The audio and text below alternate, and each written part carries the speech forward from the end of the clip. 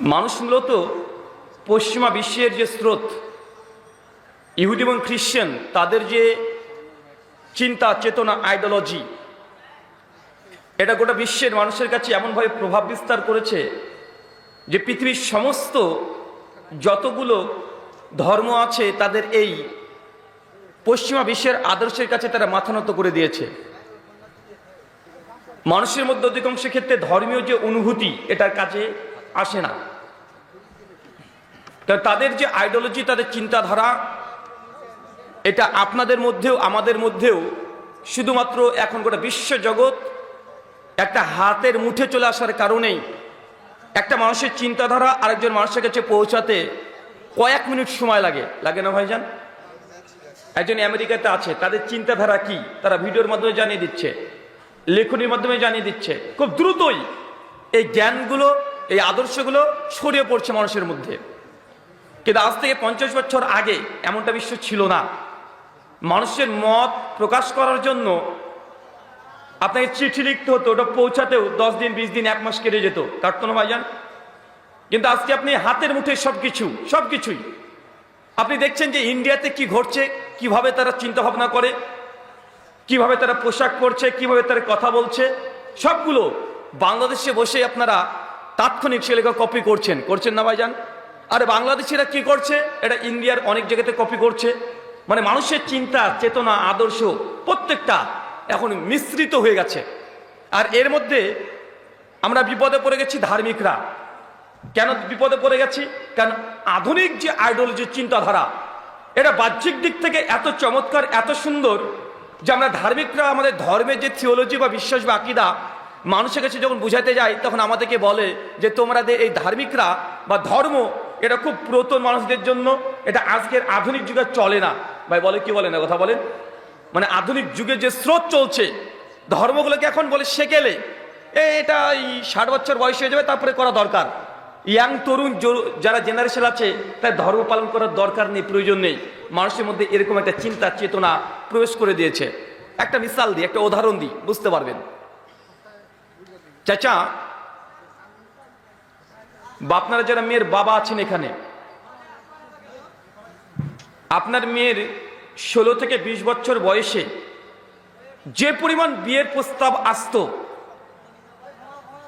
এখন যে মেয়েটার বয়স 25 থেকে 30-এর মধ্যে, যে চাকরি করছে, রীতিমতো চাকরির জন্য বিবাহকে লেট করে দিয়েছে, এমন আছে না? নাই কথা বলেন? যে তোমাকে ম্যাট্রিক পাস করে বিয়ে দেওয়া যাবে না। আধুনিক বিশ্ব মিডিয়াগুলো প্রচার করছে যে না, মেয়েদেরকে সচ্ছল হতে হবে, নিজের পায়ে দাঁড়াতে হবে, একটা চাকরি করতে হবে, স্বনির্ভর হতে হবে। এই পুরুষদের দাসত্ব করা যাবে না, স্বামীর দাসত্ব করা যাবে না। এই জন্য একটা মেয়ের ব্রেনটাকে ওয়াশ করে দিয়ে তাকে মাধ্যমিক ম্যাট্রিক দেওয়ার পরেও তাকে MA করাচ্ছে, BSc ক্যাডার বানাচ্ছে। তারপরে হচ্ছে শুধু পড়াশোনা করলেই হবে না, তোমাকে চাকরি করতে হবে। এখন ওই মেয়েটার চাকরি পেতে পেতে 28 থেকে 30 বছর লাগে কি লাগে না, কথা বলেন? মেয়েটার বয়স যখন 30 হয়ে গেল, এখন একটা মেয়ে প্রতিষ্ঠিত হয়ে গেছে, চাকরি করছে রীতিমতো, বয়স তার 30। আর একটা মেয়ের যখন বয়স ছিল 18 থেকে 22-এর মধ্যে, এখন বলেন তো কোন সময় ওই মেয়েটির বিয়ের প্রস্তাব বেশি আসে? কোন বয়সে? 18 থেকে 22 বছর বেশি বিয়ের প্রস্তাব আসে না? যে মেয়েটার 30 বছর হয়ে গেছে, এই মেয়েটাকে যতই তার বাবা প্রতিষ্ঠিত করে দিক না কেন, যতই চাকরি মেয়েটা করুক না কেন, যত টাকা ইনকাম করুক না কেন, তারপর ওই 18 থেকে 20 বছর বয়সে যেমন বিয়ের প্রস্তাব আসতো, যে পরিমাণ আসতো, 25 থেকে 30 বছরের মেয়েটার সেই পরিমাণ বিয়ের প্রস্তাব আসে না। এটা বাস্তব। পশ্চিমা বিশ্ব শিখিয়ে দিয়েছে আমাদেরকে যে সফলতা কোনটা? সফলতা পড়াশোনা করো, পড়াশোনা করে নিজের পায়ে দাঁড়াও। নিজের পায়ে দাঁড়ানো মানে আপনাকে চাকরি পেতে হবে। যতক্ষণ পর্যন্ত চাকরি না পাচ্ছেন ততক্ষণ পর্যন্ত কোনো মানুষ সফল না। এটা ব্রিটিশ, ইংরেজ, ইহুদি, খ্রিস্টান আমাদের মাথায় মগজে ঢুকিয়ে দিয়েছে। ছোট্ট একটা প্রশ্ন করে আপনারা উদাহরণ দেন, উত্তর দেন তো ভাই, বলেন তো বিশ্বে কোনো মানুষ চাকরি করে ধনী হয়েছে? হ্যাঁ, চাকরি করে কেউ ধনী হতে পেরেছে আজ পর্যন্ত? না। আরে ধনী তো তারাই যারা ব্যবসা করে। কি করে? ব্যবসায়িকরা। আপনাদের বাংলাদেশে অনেক বড় বড় ব্যবসায়ী আছে, সরকার কারা চালায়? চাকরিজীবী না ব্যবসায়িকরা? আরে সরকার ব্যবসায়িকদের কাছে কি হাত পাতে যে 500 কোটি টাকা ধার দেন, 100 কোটি টাকা ধার দেন, 50 কোটি টাকা ধার দেন, করে না ভাইজান? আরে দেশের সরকার তারাও বড় বড় বিজনেসম্যানের দিকে কি করে? হাঁ করে বসে থাকে। তাদের ভয়ে কোনো কথা সরকার বলে না। একদম প্রতিষ্ঠিত সরকার। চাকরি হচ্ছে আধুনিক দাসত্ব। কি বললাম বলেন তো? চাকরি কি আধুনিক দাসত্ব? মানে এটা একটা দাসত্ব। দাস বোঝেন? কৃত দাস মানে আপনি যে এই যে পড়াশোনা করে চাকরি পেলেন, আপনি মনে করছেন আপনি স্বাধীন, আপনি স্বাধীন, কিন্তু এটা পরোক্ষভাবে এই যে আধুনিক যুগের এটা দাসত্ব। মানে চাকরি দিয়ে একটা নির্দিষ্ট স্যালারি ফিক্স করে দিয়েছে 30,000 বা 50 বা 60,000 টাকা।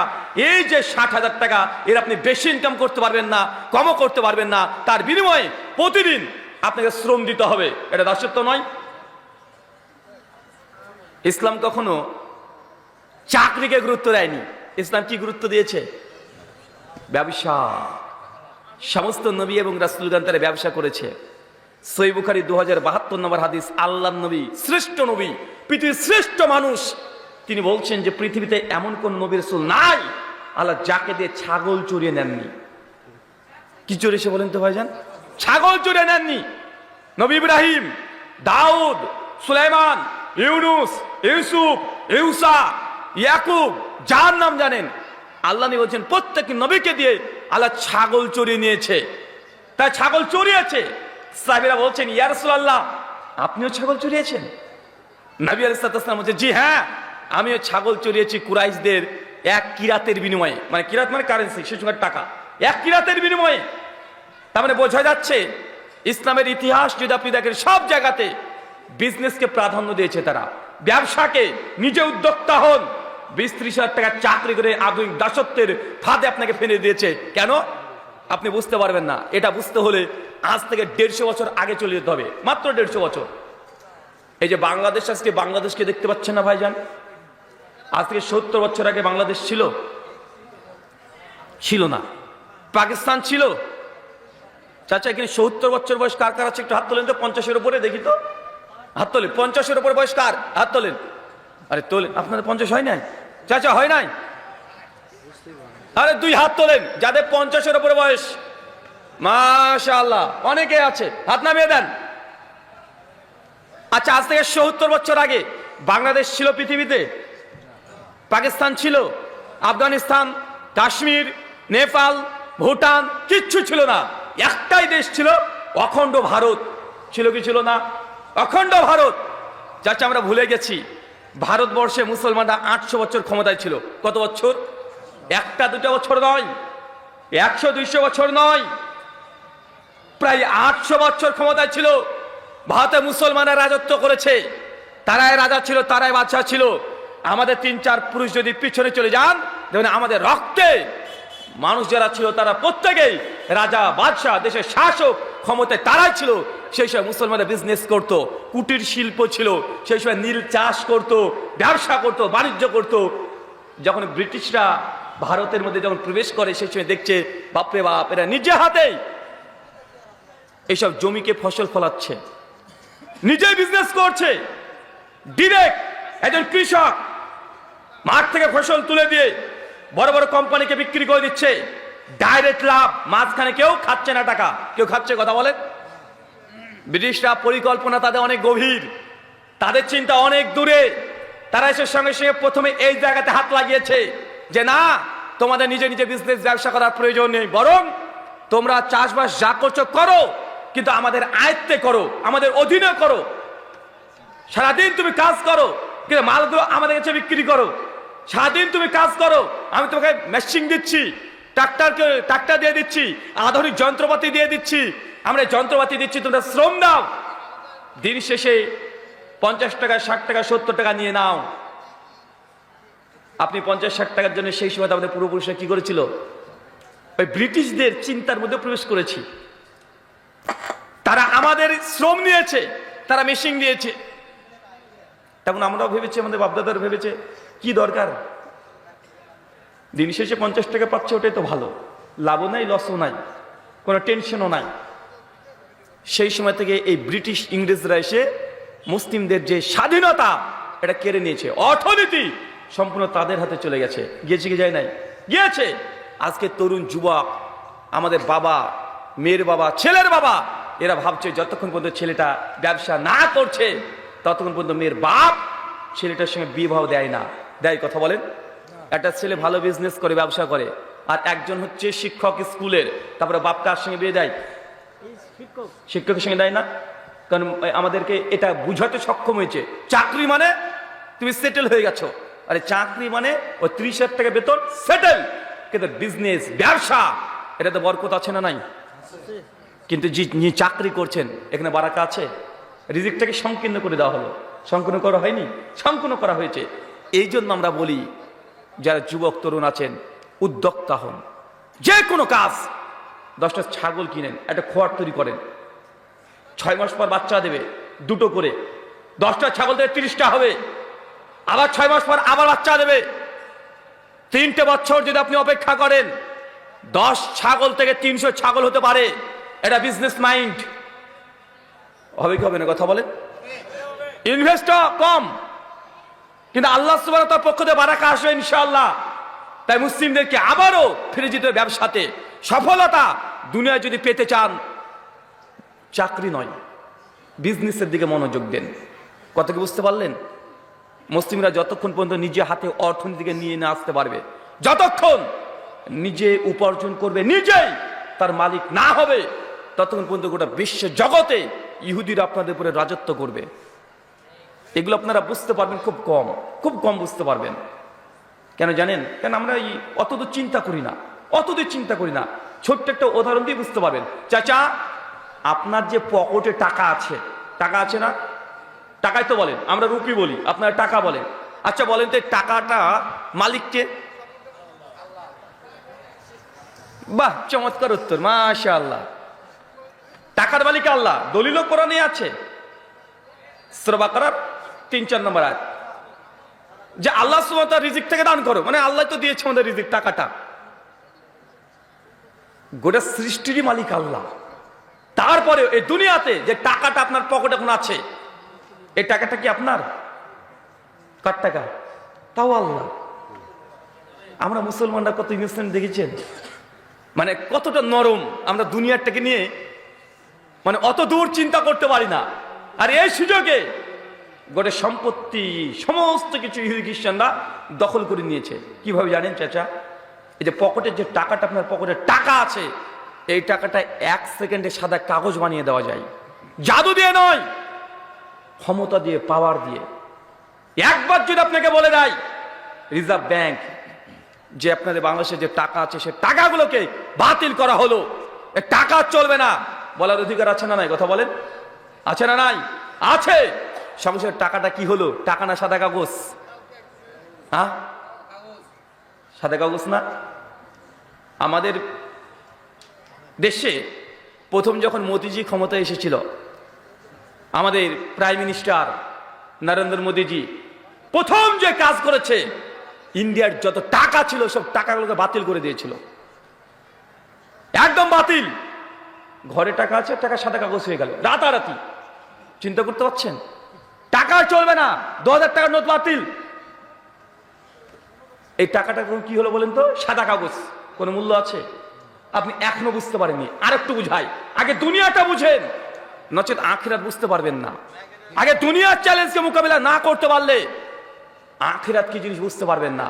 যেমন দোয়া করেন, সূরা বাকারা 202 নম্বর আয়াতে কি দোয়া শিখিয়ে দিয়েছে আল্লাহ? রাব্বানা আতিনা ফিদ দুনিয়া। আগে দুনিয়ায়, দুনিয়ার চ্যালেঞ্জ, দুনিয়ার ফিতনাকে আগে মোকাবেলা করতে হবে। বাংলাদেশের 100 টাকা, এটাও বুঝবেন না। আরো সহজ করে বলি চাচা, সৌদি আরবের 1 টাকা সমান বাংলাদেশের কত টাকা? 22-23 টাকা। তো ওদেরও তো 1 টাকা, আপনার 22 টাকা হলো কিভাবে? ওদের 1000, তার মানে আপনারা কত পাবেন? 22-23 হাজার। এতটুকু বুঝতে পারছেন তো? আচ্ছা চাচা, ওদের তো টাকা তো 1 টাকায়, বা টাকা তো 1000, কিন্তু আপনাদের 22,000 টাকা হচ্ছে কেন? মূল্য বেশি। কেন মূল্য বেশি বলেন? আচ্ছা, আমেরিকার $1 সমান বাংলাদেশের কত টাকা? 120 টাকা মানে ওদের 1000 টাকা মানে আপনাদের 1,20,000 টাকা না কত, তাই হবে না কি হবে? আচ্ছা, তো আমেরিকার 1000 আপনাদের 1,20,000, আমেরিকার টাকার এত দাম কেন? আচ্ছা, কুয়েতের টাকা, কুয়েতের 1 টাকা মানে আপনাদের বাংলাদেশে কত? প্রায় 390, তাই না? তাহলে কুয়েতের 1000 টাকা মানে বাংলাদেশের প্রায় 4 লাখ টাকা। চিন্তা করতে পারছেন? আচ্ছা, টাকার এত মূল্য বাড়ছে কমছে কিভাবে জানা আছে? ছোট্ট করে বলি, মানে এগুলো খুব জটিল আলোচনা, আপনাদেরকে বুঝাবো কিভাবে, আমরা নিজের টেনশনে পড়ে যাই, খুব জটিল আলোচনা। আচ্ছা, এই টাকার যে দাম কম বেশি কেন জানেন চাচা? এবার মনে রাখেন, যে দেশ যত বেশি সোনা রিজার্ভ ব্যাংকে জমা করবে, রিজার্ভ ব্যাংক সে দেশকে ওই সোনার দাম অনুযায়ী অত টাকা ছাপিয়ে সে দেশকে দিয়ে দিবে। কথা কি বুঝতে পারলেন এবার? মানে এখনো বুঝতে পারেননি? বুঝতে পারেননি? রিজার্ভ ব্যাংক গোটা বিশ্বের অ্যাকাউন্ট ব্যাংক, গোটা বিশ্ব চলে এটা। ওই ব্যাংকে আপনাদের দেশের সরকার যত কেজি সোনা দিবে, ওই সোনার যা দাম, ওই দাম অনুযায়ী বাংলাদেশের টাকা ছাপিয়ে দিয়ে দিবে। আপনাদের দেশের সরকার চাইলেও ইচ্ছা মতো টাকা ছাপাতে পারবে না। পারবে? কথা বলেন। নচে তুমি তো মেশিন দিয়ে টাকা ছাপিয়ে ফেলতেন একা একাই, উনি তো বিদেশ থেকে টাকা ধার নিয়ে আসতেন না, নিয়ে আসতেন নাকি? তো মেশিনে টাকা ছাপিয়ে ফেলবে। তো টাকা যে আসছে কোথা থেকে আসছে? মানে আপনি আপনার দেশ সরকার যত বেশি টাকা রিজার্ভ ব্যাংক, যত বেশি সোনা জমা করবেন, রিজার্ভ ব্যাংক তত টাকা ছাপানোর অনুমতি দেবে আপনাকে, তার বেশি টাকা ছাপাতে আপনি পারবেন না। অতএব এখান থেকে বোঝা গেল বাংলাদেশ খুব বেশি সোনা ব্যাংকে জমা করেনি, তার জন্য বাংলাদেশের টাকার দাম এত কম। এর চাইতে সৌদি আরব বেশি সোনা দিয়েছে, তাই সৌদির টাকার দাম বেশি। আমেরিকা আরো বেশি দিয়েছে সোনা ব্যাংকে, তার জন্য তাদের টাকার দাম আরো বেশি। কুয়েত সবচেয়ে বেশি দিয়েছে দুনিয়ার মধ্যে, তার জন্য তাদের টাকার দাম এত বেশি। কতবার বুঝতে পারলেন? কি বুঝেছেন চাচা? তার মানে এই অর্থনীতি নির্ভর করছে কিসের উপরে? সোনা। যে দেশে যত সোনা আছে সে দেশের টাকার দাম তত বেশি হবে। এই জন্য ইসলাম কোন অর্থের উপরে জাকাত ফরজ করেনি। কি বলেছে? 85 গ্রাম স্বর্ণ, মানে গোটা বিশ্বের অর্থনীতি নির্ভর করছে কিসের উপরে? সোনা, গোল্ড। 85 গ্রাম সোনা যখনই ক্রস করবে অমনি জাকাত দিতে হবে। যদি টাকা এমন বলে দিত যে 4 লাখ টাকা হলেই তোমাকে জাকাত দিতে হবে, তো এই টাকাতেও দাম কম বেশি হয়, হয় কি হয় না? কথা বলেন। কে সোনা গোটা বিশ্ব জগতে আন্তর্জাতিক এখনো এই গোল্ড অর্থনীতিতে দাঁড়িয়ে আছে না নাই? ইসলাম তার জন্য সমস্ত কিছু নির্ভর করছে কি দিয়ে? সোনা, গোল্ড। কারণ পৃথিবী যতদিন থাকবে এই গোল্ড এটা মূল মার্জিন টাকার কম বেশি হওয়ার জন্য। আচ্ছা, এবার ভয়ঙ্কর তথ্য যেটা দেবো আপনাকে চাচা, তার মানে বোঝা গেল ওই ব্যাংকগুলো আমাদের দেশের সমস্ত কি নিচ্ছে? সোনাগুলো নিয়ে নিচ্ছে, নিচ্ছে না? দিয়ে আমাদেরকে কি দিচ্ছে? টাকা দিচ্ছে না? টাকা না কাগজ? হ্যাঁ, ওটা তো কাগজ। কি নিয়েছে? সোনা নিচ্ছে, দিচ্ছে কি? কাগজের টাকা। কাগজ দিচ্ছে না ভাইজান? কাগজের টাকা দিচ্ছে আপনাকে, আমরা খুশি। কিন্তু চাইলে এই টাকাটাকে রাতারাতি কাগজ করে দিতে পারে কি পারে না? সমস্ত অর্থনীতি কাদের হাতে এখন? যাদের হাতে সোনা বেশি তাদের কাছে মূলত টাকা আছে, মূলত সম্পত্তি আছে। যারা সোনাকে জমা করছে তারাই মূলত অর্থের মালিক। আর আমাদের যে কাগজের টাকাগুলো আছে আমরা অর্থের মালিক না। রাতারাতি সাদা কাগজ হয়ে যেতে পারে এনি টাইম, যে কোনো সময়। আর এই সোনাগুলো জমা কারা করছে? ফিলিস্তিন, ইহুদি। মানে আমরা সমস্ত সোনাগুলো তাদেরকে দিচ্ছি আর কাগজ নিয়ে চলে আসছি। আমরা বুদ্ধিমান না অনেক হয়ে যান? হ্যাঁ, এখন তো টাকাও বাদ। এখন কি হয়েছে? এখন এই যে ইন্টারনেটের যুগ, মোবাইলে বিকাশ, রকেট। আপনি গেলেন কোনো জায়গাতে, আপনার জমি ছিল চাচা, 1 বিঘা জমি বিক্রি করেছেন 10 লাখ টাকা দিয়ে। মানুষ তো আগে তো টাকা গুনে গুনে দিত, থুতু দিয়ে গুনে গুনে নিতেন। এখন কি বলে যে তোমার মোবাইল নাম্বারটা বলো, মোবাইল নাম্বার দিয়ে দিয়েছেন, সে বিকাশে দিয়ে দিলাম। টুক করে দুটো মেসেজ আসলো, লেখা আছে 10 লক্ষ টাকা। চাচা ওটা কি টাকা? না সংখ্যা? সংখ্যা না? তো এই সংখ্যা যদি একটা যদি কমে যায়, 10 লাখ থেকে একটা জিরো কমলে কি হবে? 1 লাখ হয়ে গেল। তো এই যে অর্থনীতি যে এখন মোবাইল ব্যাংকিং এর মধ্যে চলে এসেছে, এই মোবাইল পুরো সিস্টেমকে নিয়ন্ত্রণ কারা করে? ইহুদিরা। তার মানে বোঝা গেল যে আস্তে আস্তে আস্তে আস্তে এই দুনিয়ার যত অ্যাকাউন্ট ও অর্থনীতি সব কাদের দখলে যাচ্ছে? ইহুদিদের দখলে। সমস্ত কিছু ইহুদিরা একদম কঠিন ভাবে আঁকড়ে ধরে করার চেষ্টা করছে। হুজুর, জি, অনেকে চলে যেতে চাচ্ছে, তো একটু দয়া করে মাহফিল কর্তৃপক্ষ বলছে একটু বৈঠকে দাও। আরে ভাই, ওটা বললাম তার কতবার বলবেন? 3 বার অলরেডি হয়ে গেল। সময় পেলে তো দেবো রে ভাই। মূল বিষয় হচ্ছে, আমি যেটা আপনাকে বোঝানোর চেষ্টা করছি, দুনিয়ার চ্যালেঞ্জ ফিতনা আগে বুঝতে হবে।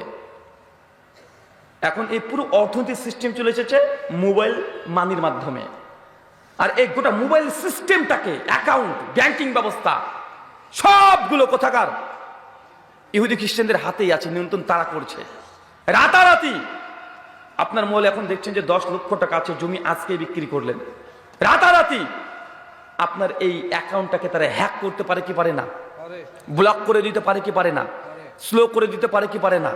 আপনি ব্যালেন্স মারবেন, পাসওয়ার্ড যেতে যাচ্ছেন, পাসওয়ার্ড চেঞ্জ করে দিতে পারে কি পারে না? পারে কি পারে না বলেন না রে ভাই? পারে তো। তো যদি আপনার পাসওয়ার্ড চেঞ্জ করে টাকাটা তাদের অ্যাকাউন্টে যে ট্রান্সফার করতে পারবে না তারা, তো আমাদের অর্থনীতি এখন কাদের হাতে? সমস্ত কিছু কাদের হাতে? ইহুদিদের হাতে। আল্লাহ সুবহানাহু ওয়া তাআলা মুসলিমদেরকে তুমি হেফাজত করো, সকলে পড়ি আমিন আমিন। আমরা দুনিয়াকে এতটা কিছু মনে করি না। জামে তিরমিজি হাদিস না 2499, আল্লাহর নবী পরিষ্কার ভাই বলে দিয়েছে, এই দুনিয়াটা মুমিনদের জন্য কি? জেলখানা। আর কাফেরদের জন্য কি? জান্নাত। মানে গোটা জান্নাতের মতো তারা যা ইচ্ছা তাই করে বেড়াচ্ছে, যা ইচ্ছা তাই করে বেড়াচ্ছে। ওরা দুনিয়াকে তারা এখন জয় করে ফেলেছে। মুসলমান আমরা জেলখানায় আছি, আমরা সমস্ত কিছু সব সময় করতে পারি না, এটা আপনাকে বুঝতে হবে।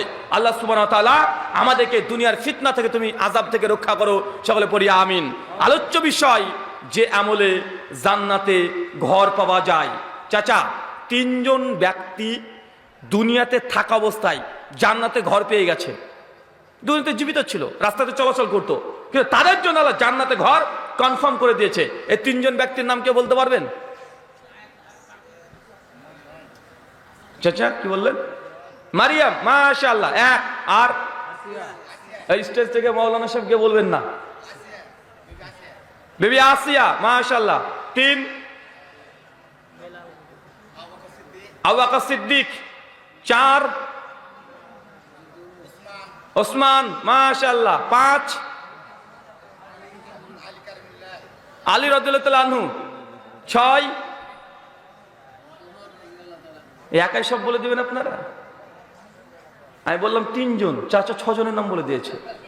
চাচাকে যদি জান্নাতে দায়িত্ব দেওয়া তো গোটা পাড়া মানুষকে জান্নাত দিয়ে দিত, কাউকে বাদ দেবো না আমি, যাকে চিনি সবাইকে দিয়ে দিব। আচ্ছা, কেউ পেছন থেকে বলতে পারবেন? আপনি বলতে পারবেন? দাঁড়ান তো দেখি।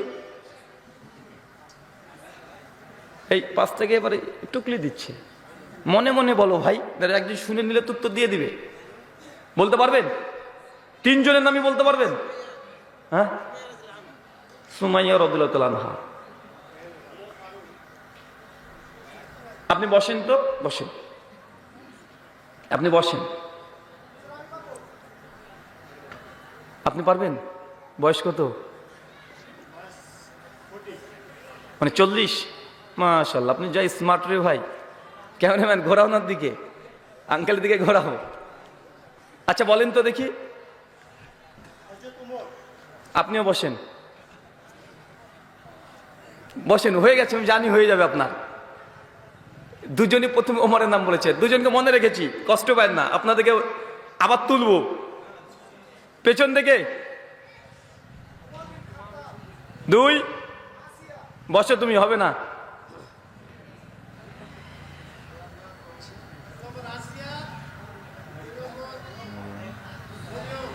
মারিয়াম, খাদিজা, ঠিক বলেছে? হয়নি না? কি বলছেন, ঠিক বলেছে? হয়নি? তুমি কি বলছো, ঠিক বলেছে উনি? ওই যে ছেলে ঠিক বলেছে না? আলহামদুলিল্লাহ। এই দুইজন যে উত্তর দিয়েছে ঠিক বলেনি, এদের উত্তর একদম ঠিক। ওরা দুজন ভুল বলেছে। তার মানে বোঝা যাচ্ছে, আপনি দুজনের নাম বলেন। খাদিজা, আসিয়া, উমর বিন খাত্তাব। ঠিক বলেছে? ফেসবুকে সার্চ করছেন নাকি? গুগল টুগল সার্চ করে দেখছে মনে হয়। আলহামদুলিল্লাহ, একদম উত্তর ঠিক হয়েছে। আপনি গুগল টুগল সার্চ করেননি তো? আবার করেননি তো? আচ্ছা, এই প্রশ্ন এর আগে আমার কোনো আলোচনাতে করেছিলাম, শুনেছিলেন? আচ্ছা আচ্ছা, মানে ঠিকই আছে, আলহামদুলিল্লাহ। এটাও ভালো, এটা ভালো। এই জন্যই যে বক্তব্য শুনে ভুলে যায়নি, মনে আছে। আলহামদুলিল্লাহ, শুকরান। আমরা এরকমই কাস্টমার চাই, যে আপনি যেটা নিয়ে যাবেন কিয়ামত পর্যন্ত যেন মনে থাকে, যেন ভুলে না যান। নচেত আমরা আলোচনা করি, বক্তারা আপনারা শুনেন, কঠিন আলোচনা হলো, বাপরে বাপ কঠিন আলোচনা হয়েছে, কি হয়েছে, কি যে হয়েছে সব ভুলে যায়। বা আছে না, কথা বলেন, সব ভুলে যায়। তো আমি এই বারবার প্রশ্নগুলো আপনাদেরকে করি কেন জানেন? মানে এই প্রশ্ন যখন করব, তখন আপনার ব্রেনের উপরে একটা চাপ পড়বে, নিউরন তখন কাজ করতে শুরু করবে। যত চাপ সৃষ্টি করবে ব্রেনকে, তারপর যে অ্যান্সার বলে দিই, ওই অ্যান্সারটা মৃত্যু পর্যন্ত আপনার ভুলবেন না, এটা গেঁথে যাবে, ভুলবেন না। আচ্ছা বলেন, আঙ্কেল তিনজনের নাম বলে দিয়েছে, বলেছে না? আচ্ছা, এবার কেউ বলতে পারবেন আপনারা কি কি নাম বললো? ওমর বিন খাত্তাব 1, 2, খাদিজাতুল কুবরা 3, আসিয়া। মাশাআল্লাহ, তিনজন নাম মনে থাকবে তো এবার ইনশাআল্লাহ? চাচা মনে থাকবে? তিনজন কি পেয়েছে বলেন তো? জান্নাতে আগে থেকে ঘর পেয়ে গেছে, জীবিত থাকা অবস্থায় পৃথিবীতে চলাচল করছে, কিন্তু আল্লাহ নবী মেরাজে গিয়ে তাদেরকে জান্নাতে ঘর দেখে এসেছে, আর আল্লাহ নবী এসে আমাদেরকে খবর জানিয়েছে। চলেন তিনজনের ব্যাপারে সংক্ষিপ্ত আমরা কথা আলোচনা করি। প্রথমের নাম কি বললাম? আসিয়া। চাচা বলেন তো, আসিয়াটা কে, পরিচয় কি? ফেরাউনের স্ত্রী। চিন্তা করেন, ফেরাউন তাহলে কত বড় আল্লাহর ওলি ছিল? কি আল্লাহর ওলি ছিল না? কেন রে ভাই? কাফের ছিল, জালেম শাসক। তো উনি যদি কাফের হন, তাহলে উনার স্ত্রী জান্নাতে ঘর পায় কিভাবে রে বাবা? কিভাবে পায়? আমাদের সমাজে ট্র্যাডিশন আছে, পীরের বাচ্চা পীর হবে, আছে না নাই? বলছে আওলাদের রাসূল। আওলাদের রাসূল মানে জান্নাত কনফার্ম, এরকম একটা ভাব নেয় না? নেয়। কিন্তু ইসলাম রক্তের সম্পর্কের 5 পয়সা মূল্য দেয় নাই। ইসলাম যার দাম দিয়েছে তার নাম হচ্ছে ইমান। কি কথা বলেন? ইমান। ফেরাউন যদি সম্পর্কে না জানেন, এক কথায় ফেরাউনের জীবনী জেনে রাখেন, পৃথিবীর সব চাইতে নিকৃষ্ট, পাপী, খারাপ, বদ মানুষ, তার নাম হচ্ছে ফেরাউন। আচ্ছা, আপনাদের এলাকাতে তো অনেক মানুষ আছে, আপনার বয়সটা চাচা 70 হয়ে গেল, জীবনে ফেরাউন নামের কোনো মানুষকে দেখেছেন? কেন ফেরাউন নামটা রাখে না কেন রে ভাই? নামটা কি খারাপ? ফেরাউনের নাম রাখে না কেন? মুসলমান রাখলো না ঠিক আছে, হিন্দুরা রাখুক, খ্রিস্টানরা রাখুক, নাস্তিকরা রাখুক, পৃথিবীর কোনো মানুষের নাম ফেরাউন দেখেছেন? আর নাই।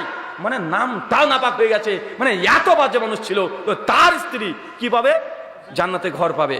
মুসনাদে আবি আলা বিভিন্ন জায়গাতে হাদিস বর্ণনা আছে, সেই সনদে আবু হুরায়রা রাদিয়াল্লাহু তাআলা তিনি বলছেন যে যখন আসিয়া নবী মুসা আলাইহিস সালামের দিন কবুল করলেন, কালেমা যখন পাঠ করলেন, ফেরাউন হচ্ছে শত্রু নবী মুসার। ফেরাউন খবর পেয়ে গেলেন যে তার স্ত্রী নবী মুসার ধর্মকে গ্রহণ করে নিয়েছে।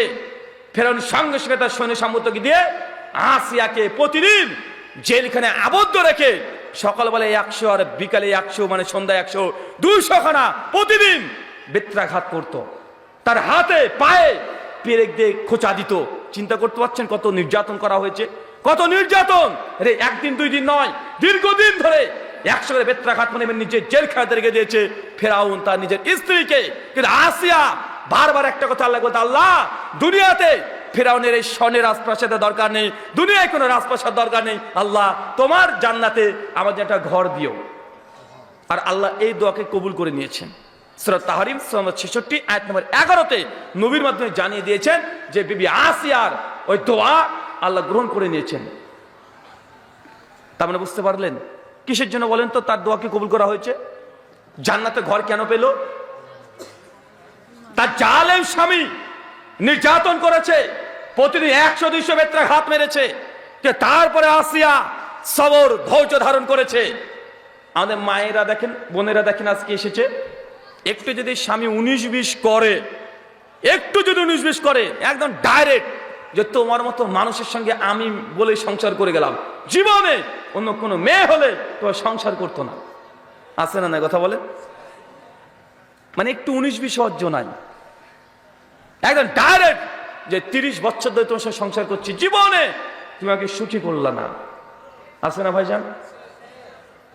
যদি জান্নাতে মায়েরা যদি ঘর নিতে চাই, আসিয়ার মতো ধৈর্য সবর হতে হবে। আমার একটা প্রশ্ন মায়েদের কাছে, মা তোমার স্বামীকে ফেরানোর চেয়ে তো খারাপ?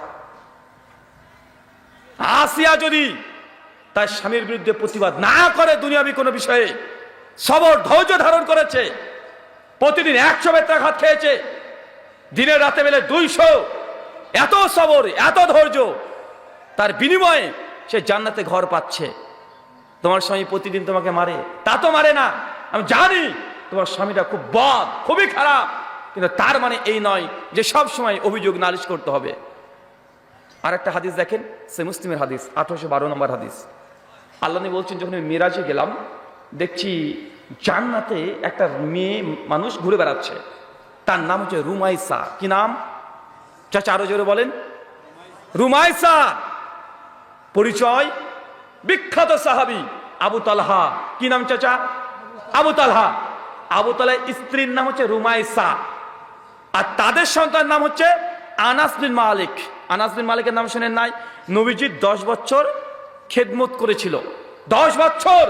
আনাস বিন মালিক সব চাইতে নবীর কাছে থাকতে, সব সময় রাস্তাঘাট চলাফেরা সব সময় নবীর পানির কে এগিয়ে দেওয়া সবসময় তিনি করতেন।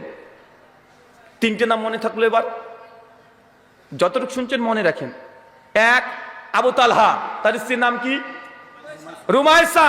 তাদের সন্তানের নাম কি? আনাস বিন মালিক।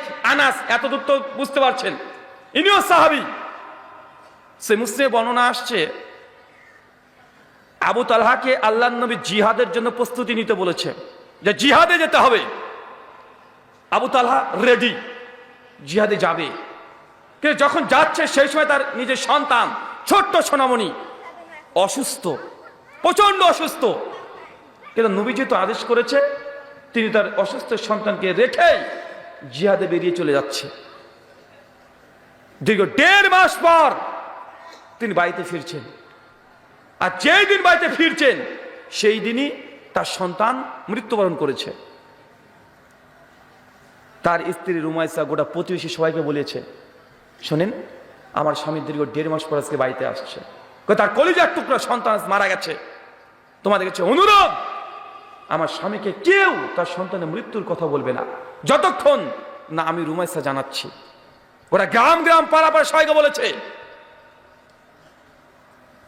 গভীর রাত্রিতে যখন আবু তালহা বাড়িতে আসছেন, বাড়িতে নক করেছেন, রুমাইসার প্রস্তুতি আছে, স্বামী আসছে দীর্ঘদিন পর বাড়িতে।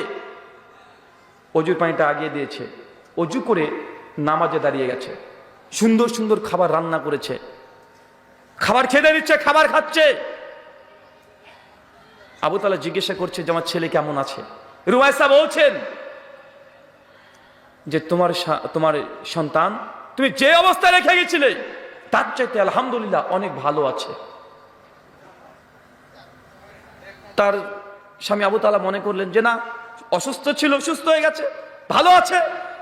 আবু তালহা কোনো প্রশ্ন করেনি। রুমাইসা বলছে যে আপনার ছেলে আমাদের ছেলে আগের তুলনায় অনেক ভালো আছে, ওইখানে শুয়ে আছে, ঢাকা দেওয়া আছে। রুমাইসা যে সন্তানকে একদম সুন্দর করে ঢেকে একটা আলাদা বিছানা করে রেখে দিয়েছে। আবু তালহা এই কথা শুনেই আর কোনো প্রশ্ন করেনি, স্বাভাবিক প্রশ্ন করেনি।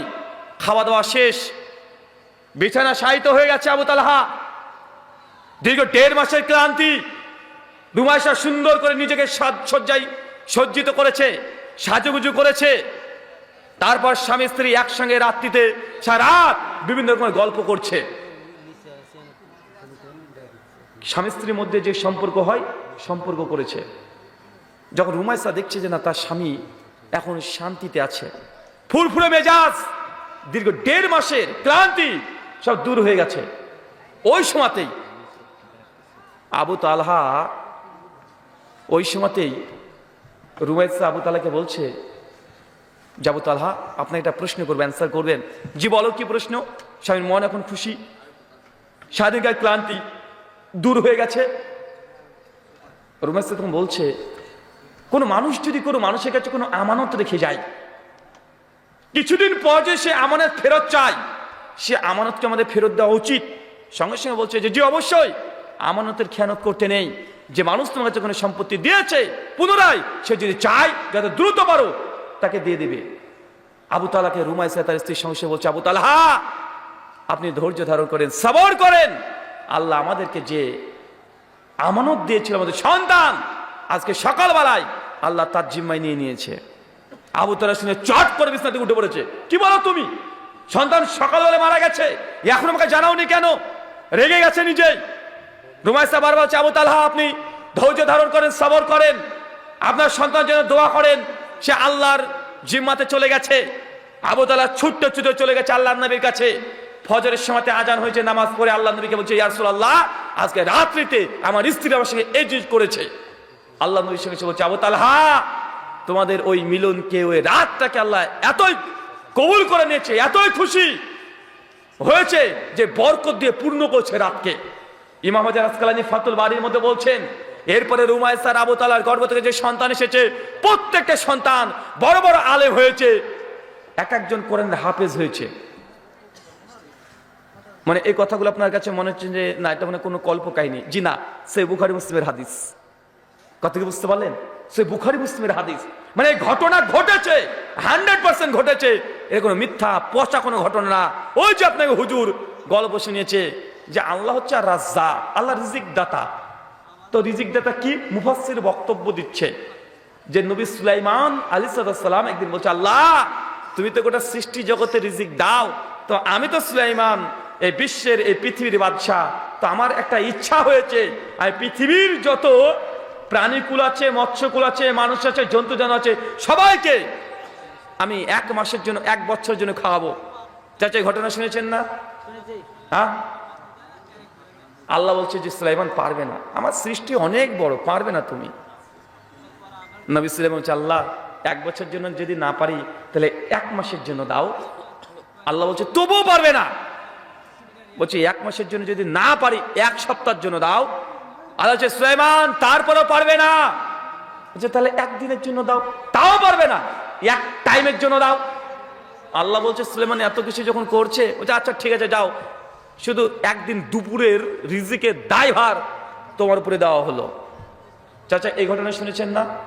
হ্যাঁ, চমৎকার ঘটনা না? অসাধারণ ঘটনা। নবী সুলাইমানকে আল্লাহ দায়িত্ব দিয়ে দিয়েছেন। আর নবী সুলাইমান একদম যত জঙ্গলে ছিল, যত প্রাণী, আকাশে যত প্রাণী, সবগুলোকে জিনদের বাদশা, জিনদের বাদশা আমার সামনে আয়। জিনদের বাদশা বলছে যা যত প্রাণী আছে সব রান্না কর, মাংস রেডি কর। সব মাংস রান্না করে প্রায় 50 কিলোমিটার শুধু মাংস রান্না করে রেডি করে রেখে দিয়েছে। পরের দিন সকালবেলাতে সব প্রাণী চলে এসছে, তার মধ্যে একটা সমুদ্র থেকে বড় একটি মাছ চলে এসছে, হাঁ করে বসে আছে। সুলাইমান খিদা লেগেছে, খেতে দাও। লাইনে দাঁড়া। আমি লাইন টাইন মানি না, খেতে দাও, খিদা লেগেছে, তুমি আজকে রিজিকের মালিক, তুমি রিজিকের দায়ভার নিয়েছো, খেতে দাও। সুলাইমান বলছে যে লাইন থেকে বে লাইনে চলে যায়। জিনদেরকে বলছে জিন একে খাওয়ি দে পানির তলাকে যাক, নাহলে আমাদের সব নষ্ট করে দেবো, লাইন থেকে বে লাইন হয়ে যাচ্ছে। তখন মাছ বলছে যে আমি যতক্ষণ মুখটাকে হা করে থাকবো ততক্ষণ খাবার দিতে থাকবে, যখন পেট ভরে যাবে মুখটাকে বন্ধ করে নেবো, ঠিক আছে? আচ্ছা ঠিক আছে। জিনদের বাচ্চা করেছে কি একটু মাংস নিয়ে মাছকে দিয়ে দিয়েছে। মাছ আর কতটুকু খাবে? 1-1.5 কেজি মাছ তুলে মুখে দিয়ে দিয়েছে। মাছ জিরে নিয়ে পরে আবার হা, আরো দাও। বলছে কত খায় রে? একটা মুরগি দিয়ে দিয়েছে গোটা, আবার টুক করে গেলে আবার হা। বলছে আরো দাও সুলাইমান। একটা গোটা ছাগল দিয়ে দিয়েছে, গিলে নিয়ে আবার হা। গরু দিয়েছে, আবার খেয়ে আবার বলছে আরো দাও। নবী সুলাইমান তখন বলছে আচ্ছা ঠিক আছে যা, এই যত খাবার আছে প্রায় 50 কিলোমিটার খাবার, মানে এখান থেকে প্রায় রাজশাহী পর্যন্ত, চিন্তা করছেন খাবার আর খাবার। মাছকে বলছে এই তুই যতটা পারিস তুই খাই, তুই তাতে চলে যা।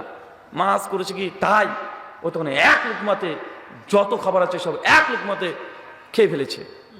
খেয়ে থেকে ঢেকুর ধরে বলছে সুলাইমান আরো দাও, এখনো পেট ভরেনি। আল্লাহ নবী সুলাইমানের সঙ্গে সঙ্গে বলছে যে কি এত খাবার খেয়ে বলছে এখন পেট ভরেনি, খাবার শেষ। মাছ তখন বলছে সুলাইমান তোমার নামে আল্লাহর কাছে নালিশ করব, আমার আল্লাহ প্রতিদিন এর চাইতে 3 লুকমা বেশি আমাকে খাবার খাওয়াই দেয়, তুমি একদিন রিজিকের দায়িত্ব নেওয়ার কারণে আমাকে তৃপ্তি করে খেতে দিতে পারো নাই, তোমার বিরুদ্ধে নালিশ করব।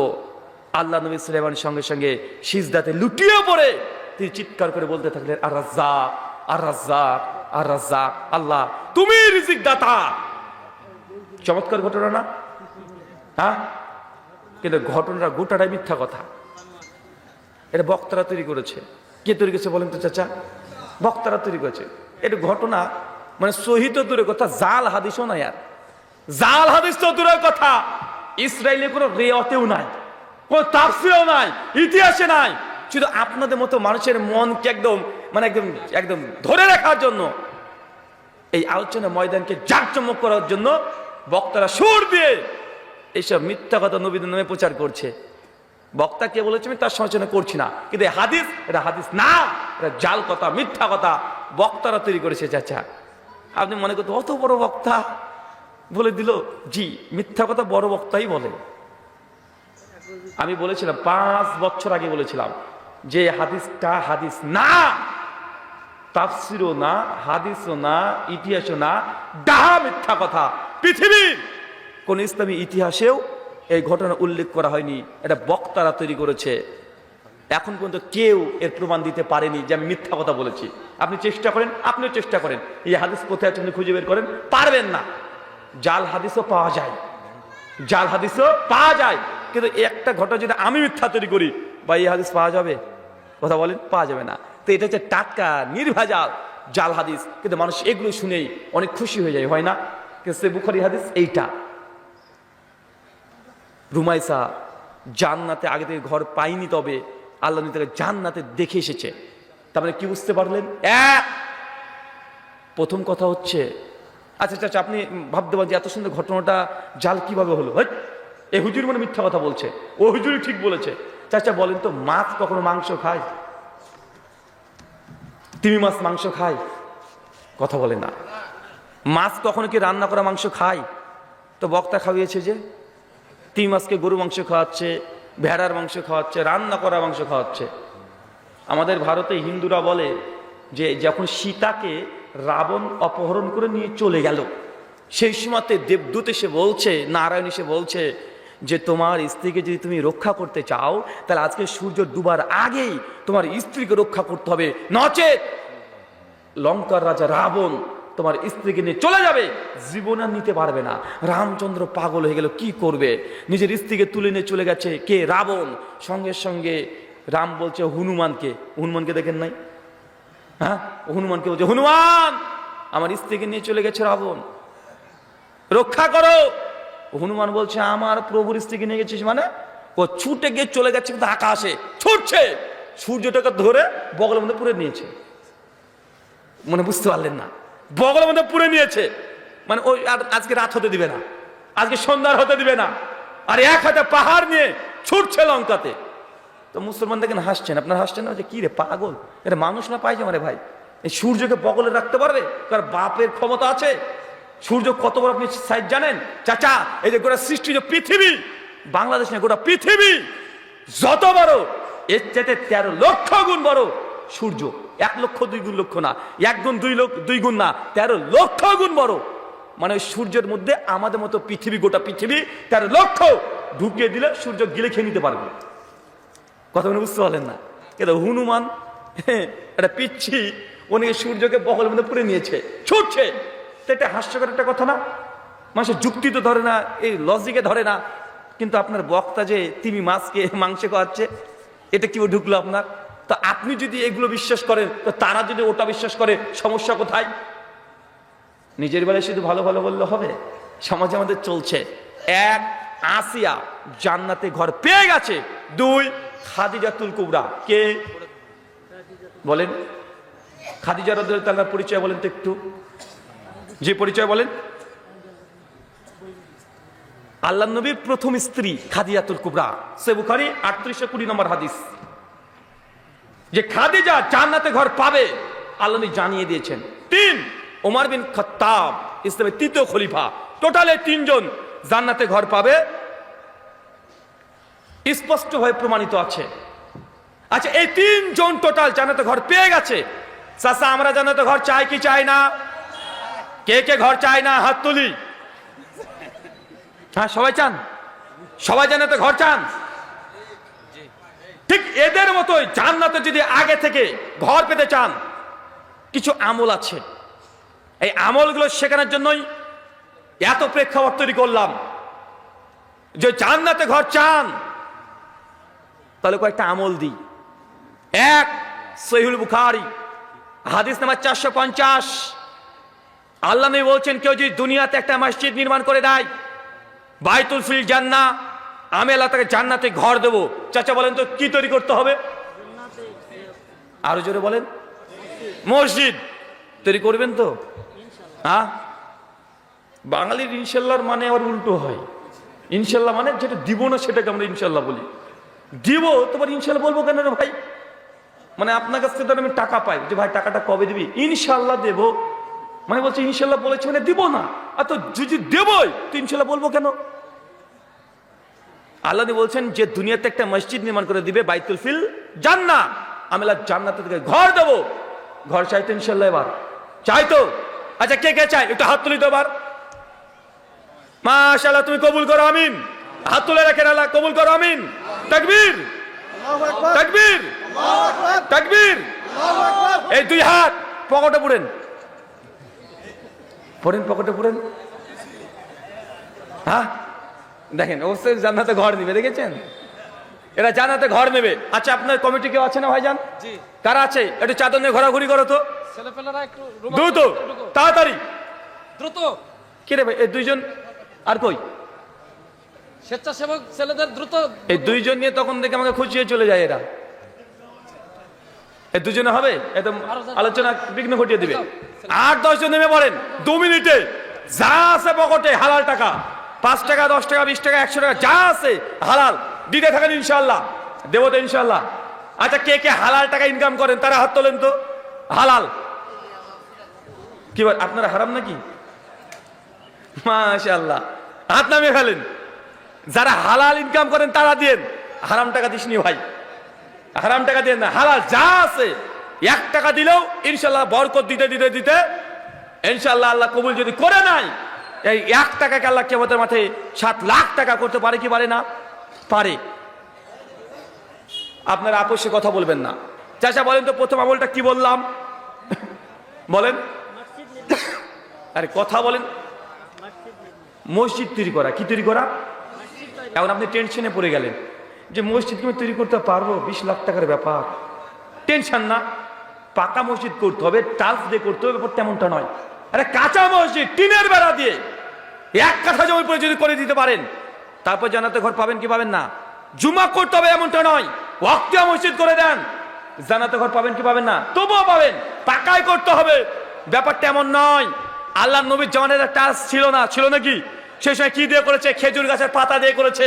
মানে আপনি যদি ওরকম একটা মসজিদ তৈরি করে দেন যেখানে মানুষ নামাজ পড়বে, ইনশাল্লাহ ইনশাল্লাহ জান্নাতে ঘর পাবেন, ইনশাল্লাহ পাবেন।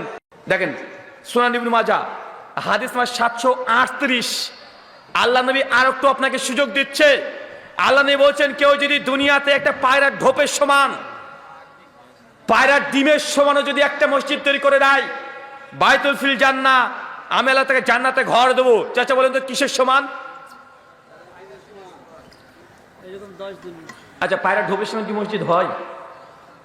পায়রার ডিমের সমান মসজিদ তৈরি করা যায়? কথা বলেন, যায় না। তো নবী কথা বললেন কেন যে পায়রার ঢোপের সমান, পায়রার ডিমের সমান মসজিদ তৈরি করলে জান্নাতে ঘর পাওয়া যাবে? ইমাম আহমদ ইবনে হাম্বল রাহিমাহুল্লাহ, শাইখুল ইসলাম ইবনে তাইমিয়া ইমাম হাজার আসকালানী ফাতুল বাড়ির মধ্যে লিখছেন, যেখানে মূল উদ্দেশ্য হচ্ছে এইটা একজন ব্যক্তির নিয়াত যদি থাকে যে মসজিদ তৈরি করব, এটা তাকে আল্লাহ সামর্থ্য দেয় নাই। আর এই নিয়াত নিয়ে সে যদি মসজিদে যদি যা দান করবে তার সামর্থ্যের, আল্লাহ সেই দানকে কবুল করে ইনশাআল্লাহ তাকে জান্নাতে ঘর দেবে। আপনাকে একটা নসিহত করে যাই,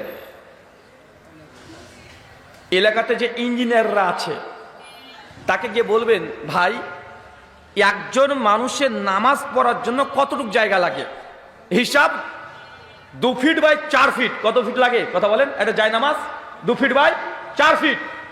এলাকার ইঞ্জিনিয়ার কাছে গিয়ে বলেন যে ভাই এই 2 ফিট বাই 4 ফিট জমি, ইট, মশলা, রড, রং, সমস্ত কিছু খরচ কত পড়বে জমি থেকে ছাদ পর্যন্ত?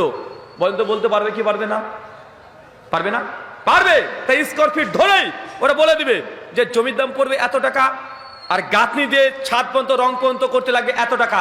টোটাল যদি বলে দেয় যে ভাই 70,000 বা 80,000 টাকা, বলতে পারে না? পারে। আপনি নিয়াত করে নেন, আল্লাহ গোটা মসজিদ তৈরি করতে না পারলেও এক মুসাল্লার সমপরিমাণ আমি দুনিয়াতে মসজিদ করব ইনশাআল্লাহ। ইনশাআল্লাহ। বেদাতিরা যদি তাদের বাপ মারা যায় 1 লাখ টাকা খরচ করে, 2 লাখ 4 লাখ টাকা খরচ করে যদি বাপের নামে মিলাদ করতে পারে, 40 করতে পারে, আহলাদি সমাজ কেন বাপের জন্য এক মুসাল্লার জমিদান করতে পারবে না? কেন এক মুসাল্লা মসজিদ তৈরি করতে পারবে না? মসজিদে আপনি নামাজ পড়বেন, আপনি মারা গেলে ছেলে নামাজ পড়বে, ইবাদত করবেন, তারপর লোকের টাকার উপরে কেন? ওটা আপনি নিজে ইনভেস্ট করার চেষ্টা করেন। যে এক মুসাল্লা মসজিদ তৈরি করতে যদি 1 লাখ টাকা লাগে, মসজিদ আপনি নামাজ পড়েন না ভাইজান? পড়েন তো, আপনি পড়ছেন তো লোকের দেওয়া মসজিদে কেন? আপনি এর মধ্যে শেয়ার করেন, আল্লাহকে বলবেন যে আল্লাহ দুনিয়াতে যেখানে ইবাদত করেছি আমি তোমার ঘর মসজিদের জন্য 1 মুসাল্লা মসজিদের টাকা আমি দিয়েছি। আর এই লোকের কবরস্থান হবে, কবরস্থানের জন্য উন্নতি কল্পে যা আশা করছেন, এটা আপনাদের জন্য লজ্জা। আরে যে কবরে আপনি থাকবেন সেই কবরের টাকা অন্যজন দিয়ে দিচ্ছে যে আমি 1 লাখ টাকা দিলাম, আমি 20,000 টাকা দিলাম, 2 লাখ টাকা দিলাম, কিন্তু আপনি মরে কবরে যাবেন, আপনি টাকা দিচ্ছেন না। এটা আপনার জন্য লজ্জা না? মানে মরার পরে যখন আপনি যাবেন ওই জায়গাটা আপনার জমি না, এটা কত বড় লজ্জাজনক বিষয়। আল্লাহ সুবহানাহু ওয়া তাআলা আপনাদের সুমতি দান করুক, সকলে বলি আমিন। 2 নম্বর আমল, টাকা পয়সার আমলের কথা বলেন না তো হুজুর, জান দেবো মাল দেবো না বলেছি না? সো টাকা পয়সাই চায় হুজুরেরা, তাই না? 2 নম্বর আমল, টাকা লাগবে না। সুনান দারিমি হাদিস না 435, আল্লাহ নবী বলছেন কোন ব্যক্তি যদি দুনিয়াতে প্রত্যেক দিন প্রত্যহ 10 বার সূরাতুল ইখলাস, কি বলেন তো? আরো জোরে বলেন, কয়বার? 10 বার পাঠ করে, নবী বলছেন বাইতুল ফিল জান্নাহ, আমি আল্লাহ তাকে জান্নাতে ঘর দেব। চাচা সূরা ইখলাস জানা আছে? না বাপু জানা নেই, আমি মাওলানা লাইনে পড়িনি। চাচা আপনি জানেন, নাম জানেন না, কোনটা বলেন তো? কুল হু আল্লাহু আহাদ, বলো তিনি আল্লাহ এক এবং অদ্বিতীয়। আল্লাহুস সামাদ, আল্লাহ কাহার মুখাপেক্ষী নন। লাম ইয়ালিদ ওয়া লাম ইউলাদ, আল্লাহ তিনি কাউকে জন্ম দেন নাই, মানে আল্লাহ কোনো সন্তান নেই, আর আল্লাহ কারো সন্তান না। ওয়া লাম ইয়াকুল লাহু কুফুয়ান আহাদ, তার সমতুল্য সমকক্ষ এই সৃষ্টি জগতে আর কেউ নেই। এই যে সূরা ইখলাস, চাচা কয়বার? আরো জোরে কয়বার? এই 10 বার যদি পাঠ করে, নবী কি বলছেন? বাইতুল ফিল জান্নাহ, আল্লাহ আপনাকে জান্নাতে ঘর দেবে। কোন সময় পড়বেন? যখন মন চায় তখন পড়ে নেবেন। 24 ঘন্টার মধ্যে এই আমল ইনশাআল্লাহ করা যাবে তো? যাবে না? যাবে তো ইনশাআল্লাহ। অনেক যুবক ভাবছে যে রে বাবা এটা তো করতে পারবো, মসজিদ তৈরি আর করবো না, 10 বার সূরা ইখলাস দিয়ে জান্নাতে ঘর নিয়ে নেব, পড়তে শুরু করেছে। বলছে 6 বার হয়ে গেল, 6 বার হয়ে গেছে মানে ধারি পর্যন্ত হয়ে গেছে, আমার স্বপ্ন দেখছে। ভাই এটা একদিন করলে হবে না, এই ইবাদত, এই আমলটা খাস খুশি আমল, মানে আজকে যে শুরু করলেন এটার বাদ দিবেন না, যা হয়ে যা এটার বাদ দেওয়া যাবে না, কোথায় থাকবেন? কিছু নাই। কিয়ামতের মাঠে যে সূরা ইখলাস 10 বার প্রতিদিন আমলে থাকে, আল্লাহ আপনাকে তারপরেও জান্নাতে ঘর দিতে পারেন কি পারে না? পারে না? পারেন। আপনি হসপিটালে ভর্তি আছেন, হঠাৎ করে মনে পড়লো কই আজ তো আমি না, আজকে তো আমি তো পড়িনি, আপনি পড়তে শুরু করে দিলেন। মায়েরা ঋতু অবস্থায় আছে, হাইজ, মেন্স, পিরিয়ড, রজস্বাল অবস্থায় আছে, কোরআন মাজিদকে টাচ করে পড়তে পারবে না, হারাম। কিন্তু দোয়া জিকির আজকাল যেগুলো মুখস্থ আছে সেগুলো জিহ্বা নড়ে নড়িয়ে পড়তে পারবে। সেই সময়তেও আপনি পড়তে পারবেন, কোনো সমস্যা নেই। কোরআন মাজিদকে সেই সময়তে হাত দিয়ে টাচ করে ধরা যাবে না। কিন্তু কোথা থেকে কি হাদিস যে মানুষের কাছে প্রচার হয়েছে, স্বামী স্ত্রী যদি শারীরিক সম্পর্ক করে তারপর যতক্ষণ গোসল না করবে ততক্ষণ ভাতের হাঁড়ি নাকি ধরা যায় না। ভাই বলা হয় কি হয় না, কথা বলেন? মেয়েরাই বলে যে বুবু যতক্ষণ গোসল না করবি ততক্ষণ ভাতের হাঁড়ি হাত দিবি না, তাহলে বরকত পাওয়া যাবে না, বলে না? বলছে মাটি অধিশাপ দিবে, মাটি নাকি অধিশাপ দেয়, মানে শারীরিক সম্পর্ক করার পরে মাটিতে পা দেওয়া যাবে না। ওই একটা বস্তা টস্তা রেখে দিয়েছে গোটা রাতে, বলছে মাটি অধিশাপ দিবে। এরকম ফতোয়া সমাজ আছে না নাই? এটা মেয়েদের মধ্যে খুব বেশি বেশি আছে। তা আমি বলি যে গোসল ফরজ, এই জন্য যদি আপনি ভাতের হাঁড়ি রান্না করতে না পারেন, কোনো হালাল কর্ম করতে না পারেন, তো মেয়েরা প্রত্যেক মাসে 3 থেকে 7 দিন তার রজস্বল অবস্থায় থাকে, অপবিত্র অবস্থায় থাকে। থাকে কি থাকে না চাচা? থাকে। তো সেই সময় কি তারা পাক না না পাক? হ্যাঁ না পাক না চাচা? তো সেই সময় রান্না করে যে করে না, সেই সব কিছু তো করছে, না পাক তো সেই সময়। তো আপনাকে কে শয়তানি সে হাদিসটা শুনিয়ে দিয়েছে যে ওই সময় এই করতে না ওই করতে না, সব কিছু করা যাবে? সেই সময় মেয়েরা নামাজ পড়তে পারবে না, হজে তাওয়াফ করতে পারবে না, সেই সাথে কোরআন মাজিদ স্পর্শ করে পড়তে পারবে না। এই গুটি কয়েক কাজ সেই সময় তারা করতে পারবে না। মসজিদে যেতে পারবে না। এই গুটি কয়েক কাজ বাদে মেয়েরা যে কোনো কাজ করতে পারবে। অবশ্যই একজন মুমিন গোসল ফরজ হয়ে গেলে যত দ্রুত সম্ভব গোসল করে নেবে, এটা মুমিনের একটা বৈশিষ্ট্য। কিন্তু আপনি গোসল করেননি, এই জন্য যে আপনি এখন ভাতের হাঁড়িতে টাচ করতে পারবেন না, মাটিতে হাঁটতে পারবেন না, গেট খুলতে পারবেন না, এগুলো শয়তান আপনার কানে কানে এসে বলে দিয়েছে, আপনি বিশ্বাস করে নিয়েছেন। চাচা বলেন তো দ্বিতীয় আমলটা কি বলেছি, কোন সূরা? আচ্ছা সূরা ইখলাসের 3 নম্বর আয়াতে কি বলছে? লাম ইয়ালিদ ওয়া লাম ইউলাদ। বাংলা বিশুদ্ধ মানে আল্লাহর কোনো সন্তান নেই, আল্লাহও কারো সন্তান না। 25শে ডিসেম্বর সামনে আসছে না? আজ কয় তারিখ? 22। আর 3 দিন পর 25 তারিখ, মানে 2 দিন পরে 25 তারিখ আসছে কি আসছে না? আসছে না? আচ্ছা 25শে ডিসেম্বর কি গো? জোরে বলেন, আরো জোরে বলেন। বড়দিন। মাশাআল্লাহ, বাঙালিরা বুঝে বেশি। 25শে ডিসেম্বর বড়দিন। আচ্ছা যারা মাধ্যমিক দিয়েছেন, মানে ম্যাট্রিক পরীক্ষা দিয়েছেন, বলেন তো সময়ের দিক থেকে বড়দিন কয় তারিখ? কোন মাসের? তাই বড়দিন, হ্যাঁ 21শে জুন, ঠিক না? হ্যাঁ চাচা জানে, মানে হঠাৎ করে প্রশ্ন করেছি তো চাচা, তাই হিসাবটা কি হলো? 21শে জুন দিনটা সবচেয়ে বড় হয়। আচ্ছা এবার যেমন আমরা মার্চ মাসে রামাজান মাস পড়েছিল না মার্চে, এবারকার রামাজান মাসে 14-15 ঘন্টা ধরে আমাদেরকে রোজা থাকতে হয়েছে না? এখনো মনে বুঝতে পারছেন না? চাচা আবার বুঝাই, আপনার ভাষায় বুঝাই, খুব জটিল বিষয়। চাচা শীতকালে দিন ছোট হয় না বড় হয়? আরো জোরে বলেন। ছোট হয়। এই যে ডিসেম্বর মাস পড়ছে চলছে, এখন দিনটা ছোট না বড়? ছোট। তো 25শে ডিসেম্বর এটা দিন ছোট হবে না বড় হবে? দিন তো ছোট হবে। আরে 25শে ডিসেম্বর দিন ছোট, গোটা বিশ্বে যত আছে সব চাইতে যে ছোট দিন হয় তো 25শে ডিসেম্বর। বাঙালি বলছে 25শে ডিসেম্বর বড় দিন। হ্যাঁ খ্রিস্টানদের, হ্যাঁ চাচা ঠিক বলেছে, এটা খ্রিস্টানদের বড়দিন। শীতের সময়তে দিন ছোট হয়, রাত বড় হয়, আর গরমের সময় দিন বড় রাত ছোট হয় কি হয় না? তো ডিসেম্বর শীতের দিন, দিন তো ছোট করে খ্রিস্টানরা আমাদের কানে কানে এসে হিসু করে দিয়েছে, বলে দিয়েছে 25শে ডিসেম্বর বড়দিন বড়দিন বড়দিন। বাঙালি বড়দিন বলছে, মুসলমান বড়দিন বলছে। আপনি জানেন এই দিনটাকে বড়দিন কেন বলা হয়? কারণ খ্রিস্টানরা মনে করে ঈসা নবী তিনি আল্লাহর ছেলে, মানে আল্লাহর সন্তান, আল্লাহর পুত্র। তো খ্রিস্টানদের বিশ্বাস যেই দিন স্বয়ং আল্লাহ নিজের সন্তানকে জন্ম দিয়ে পৃথিবীতে পাঠিয়েছে, এই দিনের চাইতে বড় কোন দিন আর হতে পারে? এই জন্য এই দিনটাকে তারা 25শে ডিসেম্বর বড়দিন বলে, কারণ ঈশ্বর আল্লাহ তিনি সন্তান জন্ম দিয়েছেন। বলে নাউজুবিল্লাহ। তো কোন মুসলমানের বাচ্চা বড়দিন বলতে পারে? বড়দিন বলবেন না, বড়দিন বলাটাই হারাম। এবং খ্রিস্টানদের আকীদা লুকায়িত আছে, খ্রিস্টানরা মনে করে আল্লাহ এই দিনে সন্তান দিয়েছে, বলে নাউজুবিল্লাহ। আল্লাহ সন্তান দেয়। আমার সঙ্গে 4 বছর আগে একটা খ্রিস্টান পাদ্রির ডিবেট হয়েছিল।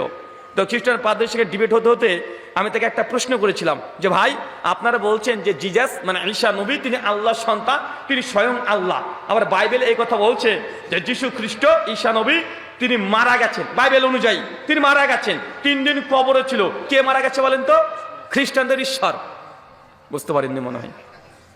কাদের ঈশ্বর? খ্রিস্টানদের ভগবান মারা গেছে, 3 দিন মর অবস্থায় কবরে ছিল। কিভাবে মরলো? মানুষে মেরে ফেলেছে। কে মেরে ফেলেছে? মানুষে। কিভাবে মেরেছে? ওই পুরুষে দেখেন না, এম পুরুষের মধ্যে ঝুলে রেখে দিচ্ছে, হাত পায়ে পেরেক দিয়ে অর্ধলঙ্গ অবস্থায় মারতে মারতে মারতে মারতে এই খ্রিস্টানরা তাদের ঈশ্বরকে মেরে ফেলেছে। চিন্তা করেছেন? আমি তাকে প্রশ্ন করেছিলাম, ভাই ওই পাদ্রীকে, আপনাদের ভগবান বা ঈশ্বর উনি যদি 3 দিন মরা অবস্থায় কবরে থাকে, 3 দিনের জন্য যদি মারা যায়, তো এই গোটা 3 দিন এই সৃষ্টি জগৎকে কে চালিয়েছে? আপনার বাপ। প্রশ্ন আসে না? ভগবান যদি মারা যায়, স্রষ্টাই যদি মারা যায়, 3 দিনের জন্য কবরে থাকে, তো সৃষ্টি জগৎ কে চালিয়েছে? প্রশ্ন আসবে না? আসবে। তাই এই বড় দিন, এই দিনকে কেন্দ্র করে যদি আপনি কেকও খান, কি খান কথা বলেন, কেক খান, তবু হারাম, খেতে পারবেন না। কেন? খ্রিস্টানদের এটা উৎসবের দিন, তাদের ধর্মীয় কাজে কোনো সহযোগিতা করা যাবে না। ধর্ম যার যার, উৎসব সবার। এই কথা সম্পূর্ণ মিথ্যা এবং বাতিল, এটা আকীদা ভ্রষ্ট কথা। ধর্ম যার যার, উৎসব সবার যদি হয়, তাহলে মুসলমানদের গরুর গোশ কি হিন্দু খ্রিস্টানদেরকে দেওয়া যাবে? হ্যাঁ, দেওয়া যাবে? দেওয়া যাবে না। তাই এই কথাগুলো ফালতু কথা। 25শে ডিসেম্বর কেক খাবেন না, কেকের দিকে তাকাবেনই না। কথা বুঝতে পারলেন না? যদি খান, পরোক্ষভাবে স্বীকার করে নিচ্ছেন আপনি যে না, এটা কি হলো, আল্লাহ সন্তান জন্ম দিয়েছে, এই জন্য জন্মদিন পালন করছে খ্রিস্টানরা, আপনি তার কেক খাচ্ছেন। এই ছেলে খাবেন না তো? কে কে খাবেন? হাত তোলেন তো। খাবেন না চেষা? 25 তারিখ কি? আমি তো বলেছি ডিসেম্বর মাসে কোনো কেকই খাবেন না। ডিসেম্বর মাসের 10 তারিখ থেকে শুরু করে জানুয়ারির 20 তারিখ পর্যন্ত কোনো কেকই খাবেন না। কারণ এই সময় যত কেকগুলো তৈরি করে, সব কেকগুলো এই দিনকে কেন্দ্র করে তৈরি করে। হারাম বলছি না, মানে দূরে থাকা ভালো। কথা কি বুঝতে পারলেন? আল্লাহ সুবহানাহু বুঝা তৌফিক দান করো। 3 আরেকটা আমল বলি। হ্যাঁ, এটা সহজ। যারা নামাজ পড়ে তাদের জন্য সহজ, যারা পড়ে না তার জন্য খুবই কঠিন। সুনান তিরমিজি হাদিস নাম্বার 415, আল্লাহ নবী বলছেন, কোন ব্যক্তি যদি প্রত্যেক দিন 12 রাকাত সুন্নাত নামাজ, চাচা কত রাকাত? চাচা আরো জোরে, কত রাকাত? 12 রাকাত সুন্নাত নামাজ পড়ে, বাইতুল ফিল জান্নাহ, আমি আল্লাহ তাকে জান্নাতে ঘর দান করব। কি দান করব? ঘর দান করব। চাচা কোন সময় 12 রাকাত নামাজ বলেন? জোহরের আগে 4, পরে 2, মাগরিবের পরে 2, এশার পরে 2, ফজরের আগে 2। কত হলো? টোটাল 12 রাকাত। কেউ যে সুন্নাত নামাজ পড়ে, নবী বলছেন বাইতুল ফিল জান্নাহ, আমি আল্লাহ তাকে জান্নাতে ঘর দিয়ে দেব। পড়া যাবে তো ইনশাআল্লাহ? পড়বো তো ইনশাআল্লাহ? এই সালাত আদায় করলে জান্নাতে ঘর পাবেন। একটা নসিহত করি আপনাকে, সহিহ বুখারী 731 নম্বর হাদিস। আল্লাহ নবী বলছেন যে পুরুষ মানুষের জন্য, চাচা পুরুষ মানুষের জন্য নফল নামাজ, সুন্নাত নামাজ মসজিদের চাইতে বাড়িতে উত্তম। কোথায় উত্তম? আরো জোর বলেন, কোথায়? বাড়িতে। সুন্নাত নফল নামাজ কোথায় পড়বেন? কোথায় পড়বেন? বাড়িতে পড়তে হবে। কেন আপনি মসজিদে সুন্নাত নামাজ পড়ছেন? হাদিস তো বলছে সুন্নাত নফল নামাজ মসজিদের চাইতে বাড়িতে উত্তম। আল্লাহ নবী নফল নামাজ, সুন্নাত নামাজ কখনো তিনি মসজিদে পড়তেন না, তিনি বাড়িতে পড়তেন। আপনি কেন মসজিদে পড়ছেন? আপনি আহলে হাদিস না? এই গ্রাম আহলে হাদিস না? তাই এটা এই সুন্নাত, এটা মৃত সুন্নাত না জীবিত সুন্নাত? বলেন, এটা মৃত সুন্নাত। এই সুন্নাতকে জীবিত কে করবে? মাযহাবিরা করবে না। এই সুন্নাত আহলে হাদিস সমাজকে করতে হবে। আল্লাহ নবী তো বলে দিয়েছেন, কেউ যদি মৃত সুন্নাতকে জীবন্ত করে 50 জন শহীদের মর্যাদা পাবেন। তো এই সুন্নাত মৃত না? শুধু জোরে আমিন বলার বুকের উপরে হাত বাঁধলে হবে? এই সুন্নাত কে পালন করবে? এই সুন্নাত আপনাদেরকে পালন করতে হবে। সুন্নাত নফল নামাজ মসজিদে নয়, বাড়িতে পড়বেন। মসজিদে পড়া জাস্ট জায়েজ, তবে ভালো কোথায়? কোথায়? বাড়িতে। আরে সালফে সালেহিন আবু বকর ওমর ওসমান তাদের ঘরের মধ্যে বাড়িতে স্পেশাল একটা ঘর রেখে দিতেন, ইবাদতখানা। আপনার নিজের শোয়ার ঘর আছে, খাবার খাওয়ার ঘর আছে, জামাইয়ের ঘর আছে, মেয়ের ঘর আছে, আল্লাহর ঘর কই? কোথায় ইবাদতখানা? সুন্নাত নামাজ পড়বেন, তাহাজ্জুদের নামাজ পড়বেন, দোয়া জিকির আজকার করবেন, তাসবিহ তাহলিল করবেন, ভুল হয়ে গেছে আল্লাহর তওবা ইস্তেগফার পাঠ করবেন, কোরআন মাজিদ পাঠ করবেন, নফল নামাজ পাঠ করবেন, তাহাজ্জুদের জন্য দাঁড়াবেন। কোথায় দাঁড়াবেন? কই ঘর কো আপনার বাড়িতে? ইবাদতখানাটা কই? আপনাকে ইবাদতখানা বাড়িতে তৈরি করার অনুরোধ করছি। পাকা করতে হবে, টাচ দিয়ে করতে হবে এমনটি নয়, কিছু নেই, বাড়ির ছাদের উপরে টিন দিয়ে বেড়া দিয়ে একটা ইবাদতখানা তৈরি করেন। যখনই মন চাইবে রবের সঙ্গে কথা বলার জন্য টুক করে ওযু করে আপনি ঘরে চলে যান। ঘরে সুন্দর করে জায়নামাজ বিছিয়ে রাখবেন, কোরআন মাজিদ সাজিয়ে রাখবেন, ইসলামিক বই সাজিয়ে রাখবেন, চতুর্দিকে আতর সেন্ট দিয়ে ঘরটা সুগন্ধি করে খেলবেন। যখনই মনে পড়বে আল্লাহ সুবহানাহু ওয়া তাআলার কাছে একটু কিছু চাওয়ার, 2 রাকাত নামাজ পড়ে হাউমাউ করে গোপনে একা একা কাঁদেন। বাড়িতে যদি কেউ একটা ঘর তৈরি করেন, নামাজ পড়ার যে কত স্বাদ, কত মিষ্টতা, রুকু সিজদা দিতে যে কত ভালো লাগে আপনি তখন বুঝতে পারবেন। না তো যেই ঘরে স্ত্রীকে নিয়ে শুয়ে আছেন ওই ঘরে নামাজ পড়ছেন, হারাম না? কিন্তু আপনার একগ্রতা পাবেন না। পাবেন? কথা বলেন, পাবেন? বাড়ির মধ্যে যে একটা ঘর থাকে ইবাদতখানা, রাত্রে উঠে টুক করে অজু করে 4 রাকাত নামাজটা পড়ে নিলেন, জোহরের আগে হয়তো অজু করলেন, 4 রাকাত নামাজ পড়লেন, হেঁটে হেঁটে হেঁটে হেঁটে মসজিদে যাবেন, প্রত্যেক কদমে কদমে নাকি পাবেন কি পাবেন না? পাবেন। কিন্তু আপনি যদি এমনি হাঁটা ধরেছেন, অজু নাই, মসজিদে গিয়ে অজু করবেন, কেন রে ভাই? কেন মসজিদে গিয়ে অজু করতে হবে? বাড়িতে কল নাই? হ্যাঁ, বাড়িতে টিউবওয়েল নাই? কথা বলেন, আছে না? তো জেনে বুঝে কেন নেকিটাকে কমিয়ে দিচ্ছেন? একটু চেষ্টা করলে তো নেকি বাড়তে থাকে, একটু চেষ্টা করলেই। মসজিদে গিয়ে অজু করে হারাম না, জায়েজ। ভালো কাজ কোনটা? বাড়িতে করা যাবে তো ইনশাআল্লাহ। চাচা কত রাকাত বলেন তো? 12 রাকাত। কয়টা আমল বলেছি টোটাল? হ্যাঁ, মাথার মধ্যে চলে যাচ্ছে রে ভাই। হ্যাঁ, 3টা বলেছি না? আচ্ছা, আর একটা বলি, জোড়া করে দিই। সুনান তিরমিজি 478 নম্বর হাদিস। আল্লাহ নবী বলছেন, কোন ব্যক্তি যদি ফজরের সালাত আদায় করার পরেই কারোর সঙ্গে কোনো অনর্থক না কথা বলে, দোয়া জিকির আজকার তাসবিহ তাহলিল কোরআন পাঠের মধ্যে থাকিতে আছে, জায়নামাজে বসে আছে, সূর্য যখন উদয় হয়েছে, একটু উদয় হওয়ার পরে একটু কিছুক্ষণ পরেই 4 রাকাত নামাজ। কি নামাজ বলেন তো এটাকে? বলে ইশরাক অথবা সালাতুদ দুহা। এই 2 নামাজের মধ্যে কোন এক নামাজ 2 4 রাকাত যদি কেউ পড়ে, আল্লাহ নবী বলছেন বাইতুল ফিল জান্নাহ, তার জন্য জান্নাতে ঘর দেওয়া হবে। চাচা ফজরের সালাত আমরা আদায় করি না, আর একটু অপেক্ষা করলেই জান্নাতে ঘর পাওয়ার মতো আমল আপনি করতে পারবেন। কিন্তু আপনি সালাম ফিরিয়ে জর্দা দিয়ে পান খাচ্ছেন। চাচা আছে না? চাচা আপনাকে আমি প্রতিদিন দেখি, আমি যখন বক্তব্য শেষ করে যাই ওই ওই ওই দিক দিয়ে যখন গাড়ি নিয়ে যখন চলে যাব, প্রতিদিন আপনার সঙ্গে দেখা হয়, আপনি বিড়িটাকে টানবেন আর চলে যাবেন। তাহলে কি বক্তব্য দিল রে ভাই? এরকম আছে না? হ্যাঁ, নামাজ পড়ে, রোজা করে, হজ যাকাত সব ঠিক আছে, এখন বিড়িটাকে ছাড়তে পারেনি, এখন হাকিমপুরি জর্দায় ছাড়তে পারেনি। কি কি চলে আপনাদের এদিকে? কোন বিড়ি চলে? হ্যাঁ, কি বলে বাবলু? হ্যাঁ, মায়াবরী। আরে সর্বনাশ, কি নাম রে ভাই? মানে ওই ওই মায়াতেই ও ভুলে গেছে। আর একটা আমলের কথা বলি, 5 নাম্বার, 5 ওয়াক্ত নামাজ, 5টা আমল। এই আমলটা শুধুমাত্র আহলাদের সমাজেই হয়, আর কেউ করে না। আমলটা কেউ করে না, আহলাদের সমাজেই করে। তবে জেনে রাখেন ফজিলত কি। মুসনাদ আহমদ 16106 নম্বর হাদিস। আল্লাহ নবী বলছেন, তুমি যখন সালাতে দাঁড়াবে কাতারটাকে সোজা করো, কাদের সঙ্গে কাঁধ, পায়ের সঙ্গে পা লাগিয়ে দাঁড়াও, মাঝখানে ফাঁকা বন্ধ রাখো, একদম পরিষ্কার বন্ধ করে দেবেন, সীসা ঢালা পাঁচের মতো দাঁড়াও। আল্লাহ নবী বলছে, কেউ যদি এইভাবে সীসা ঢালা পাঁচের মতো যদি কেউ কাতার করে, বাইতুল ফিল জান্নাহ, আমি আল্লাহ থেকে জান্নাতে ঘর দিয়ে দিব। এই আমলটা কারা করে? কে করে? আহলে হাদিসরা করে, আলহামদুলিল্লাহ। অন্যজন তো 4 ইঞ্চি 6 ইঞ্চি ফাঁক করে দাঁড়ায়।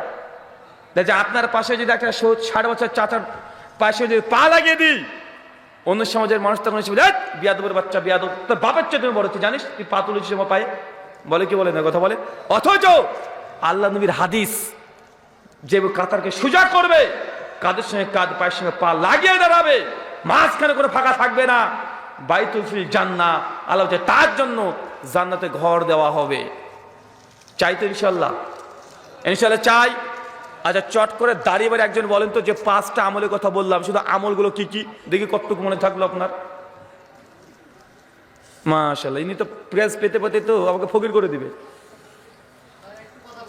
বলবেন?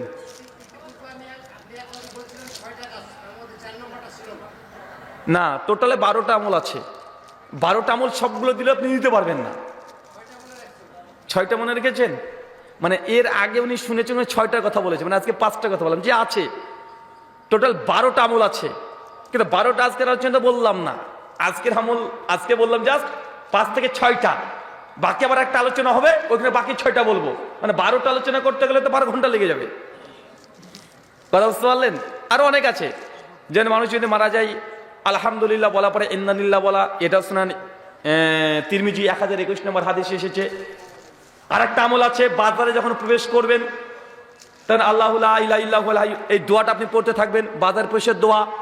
তাহলে আপনার জন্য জান্নাতে ঘর আছে। তো আরো আছে, কথা বুঝতে পারছেন? বলতে পারেন যে 5টা বলেছি আজকে, বলেন তো।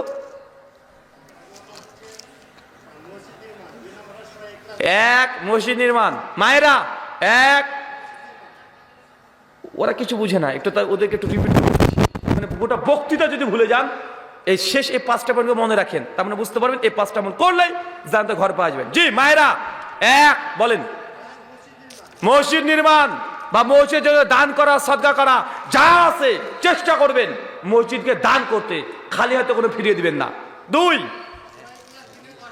সূরা ইখলাস প্রতিদিন 10 বার। সূরা ইখলাস কোনটা? কুল হুয়াল্লাহু আহাদ। এই সূরাটা প্রতিদিন 10 বার নাপাক অবস্থায় পড়া যাবে, কোনো সমস্যা নাই। 3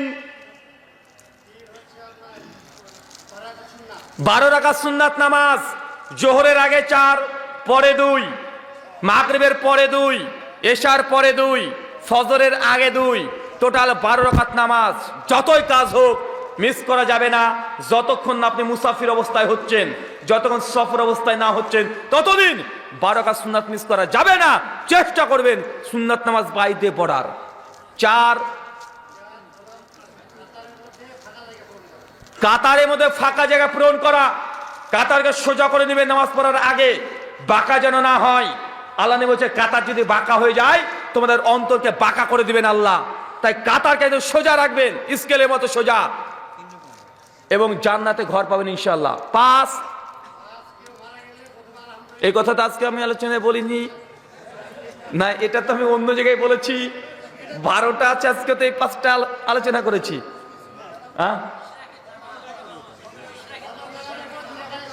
ইশরাকের সালাত, ফজরের পরে সূর্য উদয়ের সঙ্গে সঙ্গে 2 রাকাত অথবা 4 রাকাত নামাজ। কিরে ভাই, মেরে ফেলবি না কিরে?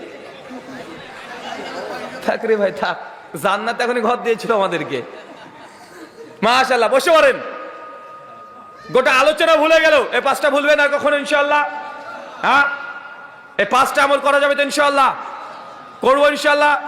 সকলে নিয়াত করে আল্লাহ 5টার মধ্যে যে কোনো একটা আমলের বরকতেই জান্নাতে আমাদের জন্য তুমি ঘর কবুল করে নাও। সকলে বলি আমিন। আল্লাহ যে কোনো একটা আমল আমাদের হৃদয়, আমাদের অন্তর থেকে আমরা যেন করতে পারি, আমাদের সেই ইখলাস অন্তর তুমি দান করো। সকলে বলি আমিন। আচ্ছা, আমার প্রশ্ন উত্তর হবে না ছুটি ঘন্টা? প্রশ্ন উত্তর আছে? জি দ্রুত।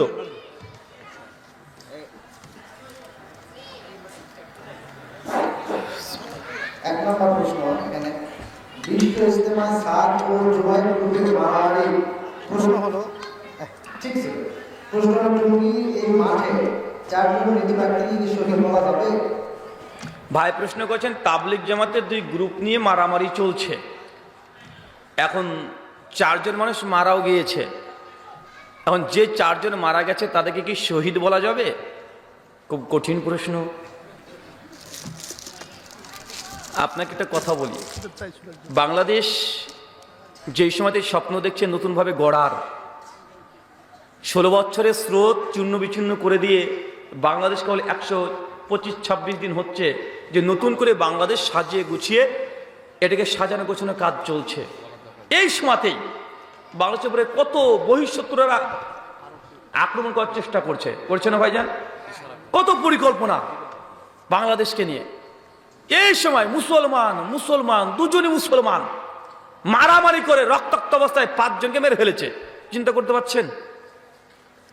মানে মানুষকে মূর্খ হলে এত বড় মূর্খ হয় যে এই সময়, যে সময় মানুষকে গঠন করার সময়, মানুষ ঐক্যবদ্ধ হওয়ার সময়, সমস্ত মাযহাবী দল বাদ দিয়ে এখন ঐক্য হওয়ার পথ, ওই সময়তে তাবলিগ জামাতেরই 2 গ্রুপ একে অপরকে মেরে টুঙ্গিতে 5 জনকে মেরে ফেলেছে, 100 জন প্রায় আহত হয়েছে। একসঙ্গে ঘটনা। তার পরের দিন, এটা হচ্ছে চিল্লা গ্রুপের সমস্যা, ওই যে চিল্লা, পরের দিনই বাংলাদেশে আর একটা নিউজ, হিল্লা চললো না ভাইজান? মানে আগের দিন ছিল চিল্লা পার্টি আর পরের দিন হলো হিল্লা পার্টি। গোটা পশ্চিমা বিশ্ব থেকে শুরু করে সমস্ত মিডিয়া, ইসলাম বিদেশি মিডিয়াগুলো হাসছে, দেখো মসজিদের মধ্যে আকাম করেছে, দেখো মুসলমানকে মেরে রক্তাক্ত করে দিয়েছে। এটা লজ্জাজনক বিষয়। আমার দাবি করছে নাকি শহীদ হবে কিনা। সহিহ বুখারী কিতাবুল ঈমান হাদিস নাম্বার 31, আহনাফ ইবনে কায়েস রাহিমাহুল্লাহ, বিখ্যাত একজন তাবিঈ, উনি বলছেন যে জঙ্গে সিফফিন বোঝেন? সিফফিনের যুদ্ধ কার সঙ্গে কার হয়েছিল? মুয়াবিয়া রাদিয়াল্লাহু তাআলা আনহু এক পক্ষ, আর এক পক্ষ আলী বিন আবি তালেব, দুটো মুসলিম দল। বলছে আমি যখন ওই যুদ্ধের জন্য যাচ্ছিলাম তখন আমাকে বলা হলো কোথায় যাচ্ছ? বলছে আলী বিন আবি তালেবের দলে হয়ে আমি মুয়াবিয়ার বিরুদ্ধে যুদ্ধ করতে যাচ্ছি। তখন বলা হলো তুমি যদি তাদের বিরুদ্ধে যদি অস্ত্র ধারণ করো কোনো মুসলমান ভাইয়ের দিকে, তাহলে উভয়ের পরিণামই জাহান্নাম হবে। একজন মুসলমান যদি একজন মুসলমানকে হত্যা করে, পরিণাম কি? শহীদ, জাহান্নাম। কোন মুসলমান যদি ইচ্ছা করে তার একজন মুসলমানকে যদি হত্যা করে, তার থাকার জায়গায় জাহান্নাম। সহিহ বুখারীতে একাধিক হাদিস যে দুনিয়ার মধ্যে সব চাইতে বড় বড় সিন গোনা হচ্ছে 3টা। আশরাক বিল্লাহ, আল্লাহর সঙ্গে শিরিক করা, কাতলুন নাফস, কোন মানুষকে হত্যা করা। মুমিন ব্যক্তিকে যদি হত্যা করেন, এটা শিরকের পরেই এই পাপটা হচ্ছে সবচেয়ে বড় পাপ, চিরস্থায়ী জাহান্নাম, ক্ষণস্থায়ী না। জামে তিরমিজির হাদিস 2117 নম্বর, আল্লাহ নবী বলছেন গোটা দুনিয়ার সমস্ত আসমানবাসী, সমস্ত ফেরেশতা মানুষ মিলে যদি একজন মুসলমান মুমিনকে যদি হত্যা করে, আল্লাহ এই সমস্ত আসমানবাসী ফেরেশতা আর মুমিনদেরকে আল্লাহ ধ্বংস করে দিতে চান। একটা মুমিনের মূল্য কত দেখেছেন? আচ্ছা, কাবার দাম বেশি না একটা মুমিনের দাম বেশি? কাবার দাম বেশি না মুমিনের রক্তের দাম বেশি? মুসলমান এটাই জানেন না। আরে কাবার চাইতে মুসলমানের রক্তের দাম বেশি। সেই মুসলিমের হাদিস যে কাবার চাইতেও একজন মুসলমান, প্রকৃত খাঁটি মুসলমান মুমিনের রক্তের দাম আল্লাহর কাছে অনেক বেশি। কিন্তু দেখেন 2 গ্রুপ মারামারি করছে, এরা নাকি তাবলীগ করে, নিজেই জাহেল। ওই ইসলাম একজন কাকে কি ভয় শিখাবে? অনেকে বলে যে ভাই আপনার তাবলীগ জামাতের বিরুদ্ধে কেন বলেন? কেন তাবলীগ জামাতের বিরুদ্ধে বলেন? ও তো ভালো কাজই করছে। আর আপনাদের রংপুরের আছে একজন, কি বলেন তো রংপুরেটা, রংবাজ হুজুর, হ্যাঁ, ও বলছে যে তাবলীগ জামাত হচ্ছে সবচেয়ে ইনোসেন্ট, নিরীহ প্রাণীর, সব নিরীহ প্রাণী মানুষকে মেরে ফেলে। বলেছিল ভাই যে তাবলীগ হচ্ছে সবচেয়ে নিরীহ মানুষ, অথচ এরাই